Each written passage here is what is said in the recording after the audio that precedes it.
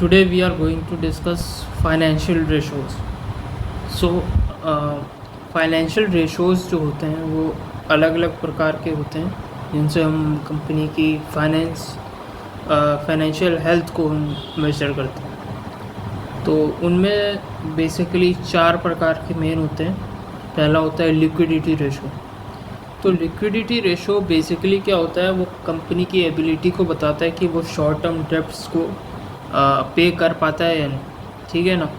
जैसे उसने मान लो किसी से गुड्स एंड सर्विसेज उसने ले ली हैं, ठीक है। अब उसको 1 साल के अंदर अंदर पेमेंट करना है, तो क्या उसके पास लिक्विडिटी इतनी है कि वो 1 साल के अंदर या फिर कुछ शॉर्ट टर्म पीरियड के अंदर अंदर वो उसका जो भी पेमेंट है वो कर पाएगा कि नहीं। तो वो जो है हम लोग लिक्विडिटी रेशो से मेज़र करते हैं।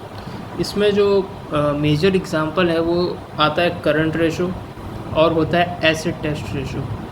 एसिड टेस्ट रेशो बहुत इंपॉर्टेंट है, उसको हम बाद में डिस्कस करेंगे। सेकेंड नंबर पर आता है सॉल्वेंसी रेशोज़। सो जैसा कि हमने लिक्विडिटी रेशो की बात करी थी, ये जो होता है वो शॉर्ट टर्म डेट्स को पे करने के लिए होता है। और सॉल्वेंसी रेशो का हम लोग इस्तेमाल करते हैं कंपनी की एबिलिटी को देखते हुए कि ये लॉन्ग टर्म फाइनेंशियल ऑब्लिगेशंस जो हैं उनको पूरा कर पाएगा कि नहीं। फॉर एग्ज़ाम्पल, अगर आपने बैंक से लोन लिया है आपकी कंपनी ने, तो वो जो हो जाएगा वो लॉन्ग टर्म डेट हो जाएगा। तो आपकी कंपनी के पास इतना जो है सहूलियत है कि वो लॉन्ग टर्म डेट को चुका पाए या नहीं। तो इसको जो है हम लोग सॉल्वेंसी रेशो से कंपेयर करते हैं। और इसमें जो मेन होता है वो होता है डेट टू इक्विटी रेशो और ये common solvency ratio. So debt to equity ratio बहुत इंपॉर्टेंट है, इसको हम बाद में डिस्कस करेंगे। तीसरे नंबर का होता है प्रॉफिटेबिलिटी रेशो। तो ये प्रॉफिटेबिलिटी रेशो ये बताता है कि कंपनी प्रॉफिट कितने आसानी से जनरेट कर पा रही है अपने ऑपरेशन से। इसमें जो है वो मेन जो है वो आता है रिटर्न ऑन इक्विटी रेशो और प्रॉफिट मार्जिन। ये 2 इम्पॉर्टेंट हैं प्रॉफिटेबिलिटी रेशो। फिर बात करते हैं चौथे नंबर का आता है वो होता है मार्केट रेशो। इसमें ये बताता है कि कितना आपके कंपनी की वैल्यू है थ्रू स्टॉक मार्केट। इसमें जो है वो हम बात करते हैं प्राइस टू अर्निंग रेशो की। नाउ एक एक करके हम लोग सारे रेशोज़ का डिस्कस करने वाले हैं। फाइनेंशियल रेशोज़ को आप अगर एनालाइज करेंगे तो उससे आपको पता चलेगा कि कंपनी की स्ट्रेंथ क्या है, वीकनेस क्या है और इसके शॉर्ट टर्म प्रोस्पेक्ट्स क्या हैं। साथ ही साथ इसकी लॉन्ग टर्म फाइनेंशियल स्टेबिलिटी को भी आप देखते हैं। इससे क्या होता है कि ये इंफॉर्मेशन मिलती है, वैल्यूबल होती है ये इन्वेस्टर्स के लिए, क्रेडिटर्स के लिए। क्रेडिटर्स वो होते हैं जो कि आपको शॉर्ट टर्म या लॉन्ग टर्म लोन्स देते हैं। और जो भी मैनेजर्स हैं कंपनी के, उनके लिए भी फ़ायदा होता है कि उनकी कंपनी किस तरीके से ग्रोथ कर रही है, क्या उसकी फाइनेंशियल स्टेबिलिटी है, किस तरीके से हम लोगों को आगे अपनी कंपनी को ले जाना है। तो ये सब चीज़ें जो है वो इन रेशो से पता चलती हैं। इससे क्या होता है कि एक ट्रांसपेरेंसी भी बनी रहती है, चाहे वो कंपनी के जितने भी स्टेक होल्डर्स हों, चाहे वो एम्प्लॉयज़ हों या फिर इन्वेस्टर्स हों या फिर उनके बोर्ड ऑफ डायरेक्टर्स में कोई भी हो। तो उनसे क्या होता है कि इन रेशो से कहीं ना कहीं हमें ये पता चलता है कि अभी कंपनी की स्टेबिलिटी या फाइनेंशियल हेल्थ क्या है। सबसे पहले हम बात करेंगे लिक्विडिटी रेशो की। तो जैसा कि मैंने बताया कि लिक्विडिटी रेशो का मतलब होता है कि कंपनी अपने शॉर्ट टर्म ऑब्लिगेशंस यानी कि शॉर्ट टर्म जो डेट है, जो लोन लिया हुआ है उसने, वो अपना पे कर पाने की उसकी एबिलिटी है कि नहीं। फॉर एग्ज़ाम्पल, जो शॉर्ट टर्म जो लोन्स होते हैं वो जनरली 1 साल या 1 साल के अंदर हमें पे करने होते हैं। तो इसमें जो है वो 3 प्रकार के लिक्विडिटी रेशोज़ जो मेन होते हैं। पहला होता है करंट रेशो। ये most basic type of liquidity ratio कहलाता है। इसमें क्या करते हैं हम लोग, करंट जो भी कंपनी के एसेट्स हैं उनको करंट लायबिलिटी से हम लोग कंपेयर करते हैं। तो रेशो जो हो जाता है वो current assets to the current liabilities हो जाता है। तो करंट एसेट्स की अगर बात करें तो वो जैसे कि जो भी आपके पास कैश अवेलेबल है या फिर जो भी आपके पास इन्वेंट्रीज अवेलेबल है, तो वो जो हो जाता है वो आपका करंट एसेट हो जाता है। करंट लायबिलिटीज़ में क्या आता है, जो भी आपको पेमेंट करना है अभी शॉर्ट टर्म में, तो वो सब हो जाती हैं आपकी करंट लायबिलिटीज़। तो जितना ज़्यादा एक करंट रेशो होगा, यानी कि जितना ज़्यादा current asset to current liabilities का रेशो होगा, उतनी ही अच्छी एबिलिटी होगी आपकी कंपनी की कि आपकी कंपनी शॉर्ट टर्म लोन्स को दे पा रही है कि नहीं। फिर सेकेंड नंबर पे आता है, बहुत इंपॉर्टेंट है, क्विक रेशो। इसको कहते हैं एसिड टेस्ट रेशो। ये जो होता है वो थोड़ा ज़्यादा स्ट्रिक्ट मेजर है लिक्विडिटी को मेजर करने का।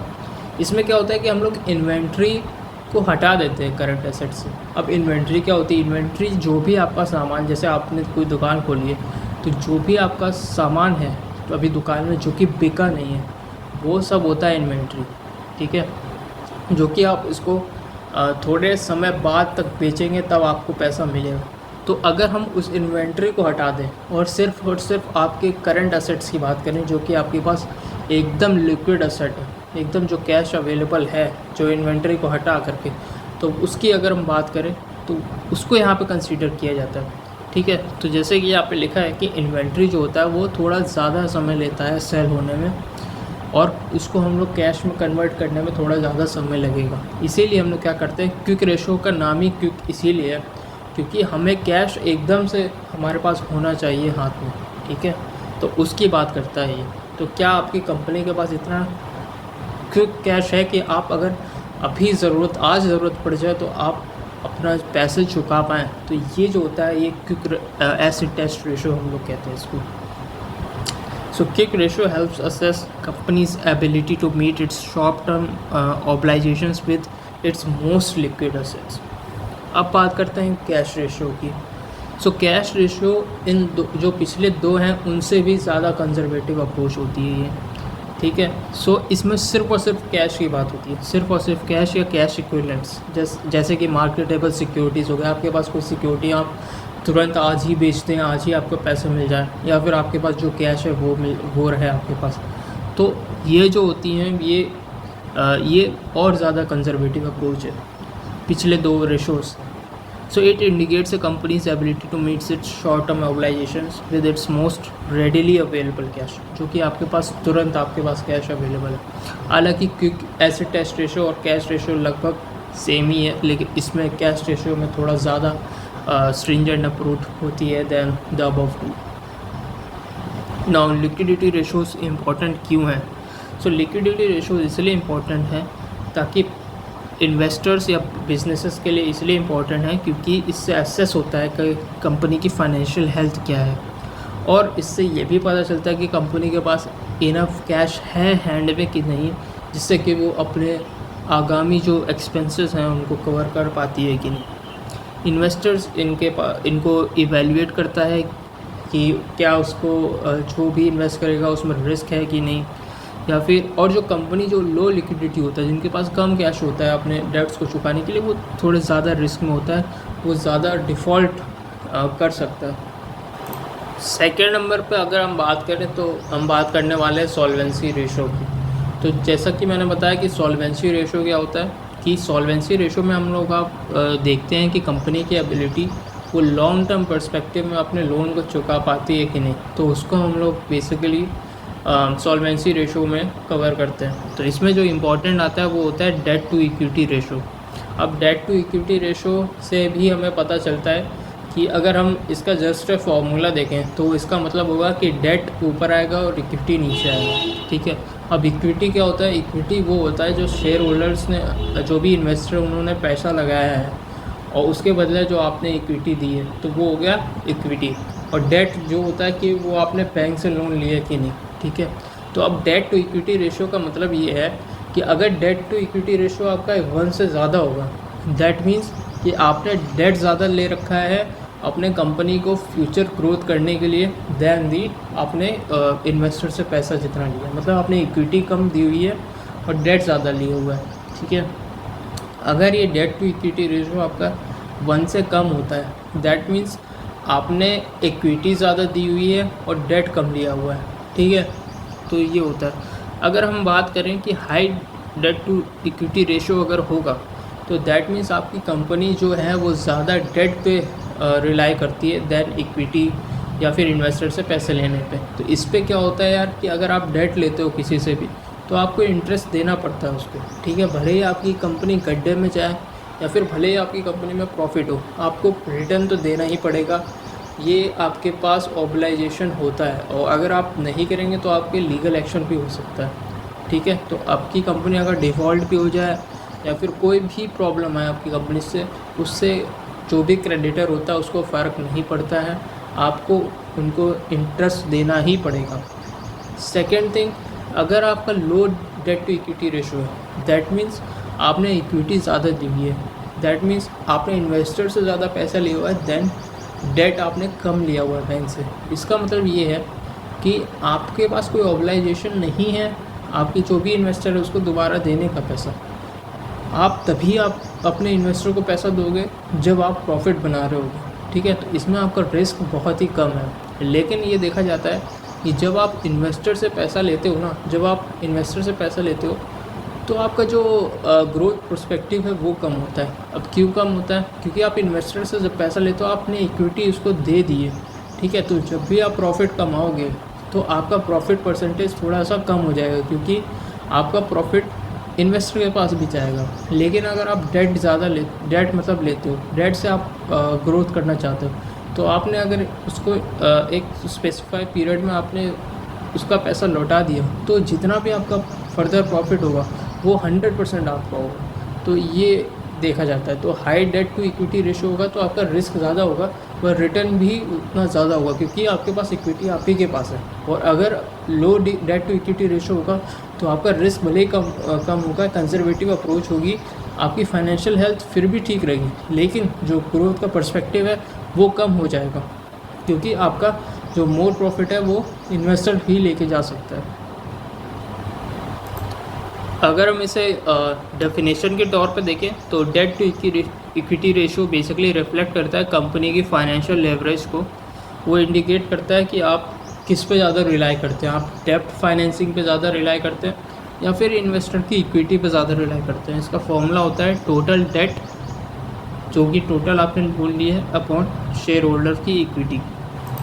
ए हायर रेशो अगर होगा डेट टू इक्विटी रेशो तो जो है वो डेट आपने हैवी ले रखा है, ये रिस्की हो सकता है, लेकिन इससे क्या होता है आपके ग्रोथ पर्सपेक्टिव बढ़ सकते हैं आपके, ठीक है।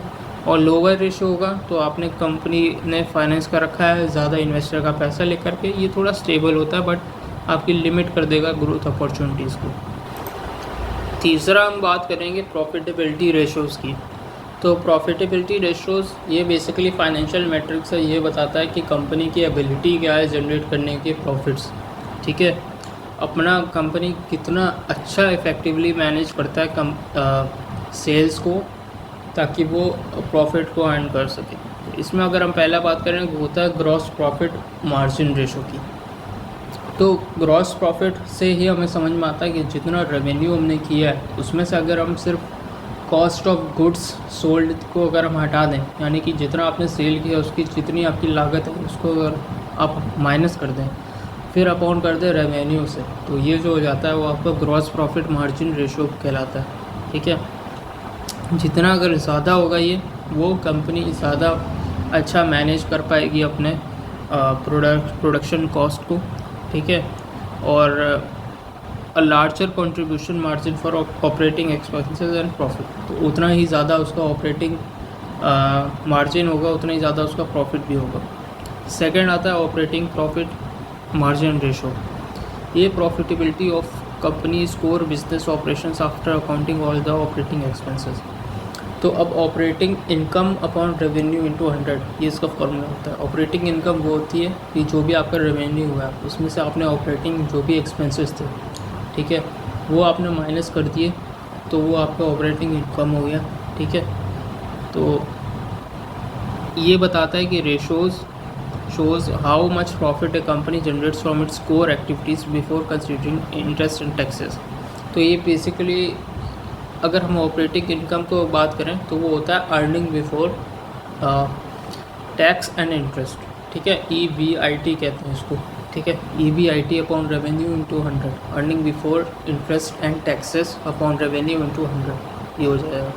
मतलब टैक्स और इंटरेस्ट आप चुकाने से पहले आपने कितना अर्न किया, ठीक है, उसको आप रेवेन्यू से डिवाइड कर दो, इंटू 100 कर दो। अब बात करते हैं तीसरा, नेट प्रॉफिट मार्जिन रेशो की। अब इसमें से नेट प्रॉफिट की बात हो रही है, तो नेट प्रॉफिट तभी होता है जब आप इंटरेस्ट और टैक्सेस भी आप अपने रेवेन्यू से माइनस कर दें। तो आपका जो भी रेवेन्यू आया उसमें से आपने जो भी ऑपरेटिंग कॉस्ट माइनस करी, आपने जो भी सेल किया सामान उसकी कॉस्ट माइनस करी, फिर आपने इंटरेस्ट भी माइनस किया जो भी आपने लोन लिया था, फिर आपने टैक्सेस भी माइनस की जो आप गवर्नमेंट को दे रहे हो, फिर जितना बचेगा वो आपका नेट इनकम होगी, उसको आप रेवेन्यू से डिवाइड करेंगे, फिर 100 से मल्टीप्लाई करेंगे, तो वो आपका नेट प्रॉफिट मार्जिन रेशो कहलाएगा, ठीक है। ये होता है अल्टीमेट प्रॉफिटेबिलिटी मेट्रिक, कि आपने कितना प्रॉफिट जनरेट किया है, हर एक प्रति डॉलर रेवेन्यू से आपने कितना जो है प्रॉफिट जनरेट किया। फिर आता है आपके पास रिटर्न ऑन इक्विटी रेशो, ठीक है, यानी कि शेयर होल्डर्स ने कितनी आप पे पैसा लगाया अपनी कंपनी पे और कितना आपने नेट इनकम जनरेट किया, ये बेसिकली बताता है, यानी कि return on investment for the share holders, ठीक है।